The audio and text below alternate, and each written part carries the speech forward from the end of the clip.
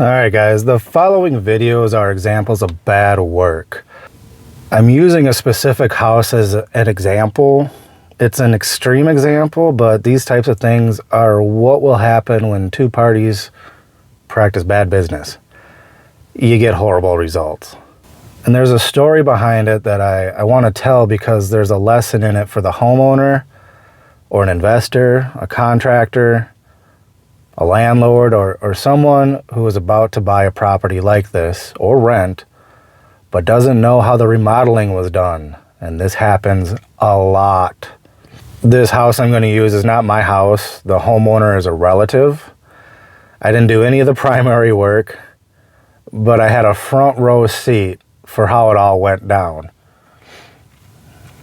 The relative wanted another property in a nice neighborhood. That's it. I'm not going to get into the reasons why, but let's just say that she knew nothing about houses, nothing about buying a house, nothing about remodeling a house, and she comes from a culture with a very specific style of doing business or negotiation. I'll let you use your imagination on that one. The property had been uninhabited for 2 years, left to Mother Nature to do her worst after the final occupant had died. Before Mother Nature got her hands on it, the residents were not well, suffering from years of cancer and all that. Not in good shape. The wife died 2 years after the husband died. She left a hoarder's mess, and she had 2 large dogs who, well, let's just say that this woman could barely get out of bed, let alone clean or let her dogs out. It took 3 full dumpsters to remove the interior items and some light demo, and another for the yard itself. Almost everything that could be wrong with the house, this one had it. Except for the foundation. The foundation was good. Now, I'm not going to go through the entire list now, but I will most definitely need to break this video up into segments. The property was left in limbo after the wife died, and obviously the price tag seemed low at $225,000.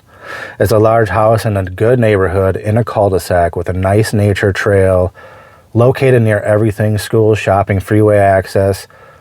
My relative used the condition of the property to talk the power of attorney down to $170,000. They accepted on the condition there would be no inspection. No, she didn't want to involve me in this project because she already knew how many corners she was going to cut and that I wouldn't allow it. But I kind of wish she would have, at least for buying it, because I could have easily negotiated the price down to $100,000. So at least she could have more funds to fix it up. But she wanted to do her own thing, so I kept my distance. All I knew was that, in her own words, her strategy was to get the property just good enough to live in. And this is for someone who knows nothing about houses. The only thing I asked her was if she had any clue how much that was going to cost, and she guessed $150,000 for the fixes. I had already done a walkthrough, and I said try $160,000, $170,000 just for the interior if you want the work to last more than a year. So she closed on the property and found a licensed general contractor, and without getting into personality types, let's just say she found someone she could mess with. He gave her an estimate for all interior work. There's a lot of outside stuff too. All the interior work at $113,000. I didn't even need to look at the items in his quote. I was already like, oh shit, here we go. But wait, there's more. Not too long after, I accidentally found out she had talked him down to $90,000. The contractor made a big mistake by accepting that offer. And the timeline for completion was 3 months. Also unrealistic. But anyways, these videos in the series are to show you what happens to the final product 1 year out, just been 1 year, when this scenario occurs. You got super lowballing. You got contractors who don't really know what they're doing. And this is that low price at $113,000 was for what he could see, and he wasn't really good at knowing what he'll find when he starts getting into it. Like when he starts ripping stuff out, he didn't seem to have a clue. He even thought with the windows, you just be able to pop out the panes and put a new pane in there and not have to do the... I'm like, dude, they were so rotten. I'm like, if you can't see that, you're clueless. Anywho, if you're buying a home or renting, just know investors do this. Landlords do this. Homeowners will do this before selling. They'll add $20,000 onto the price tag for every $10,000 they spend. And you as a home buyer might be taking out a ginormous loan with compounded interest on this type of work.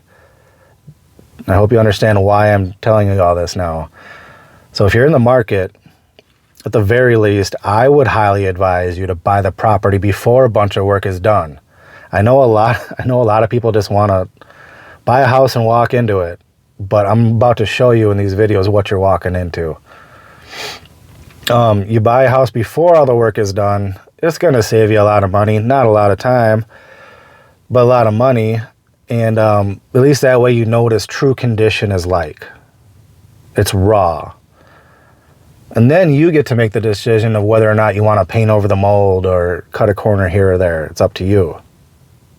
So I hope this helps someone. Please watch all the videos.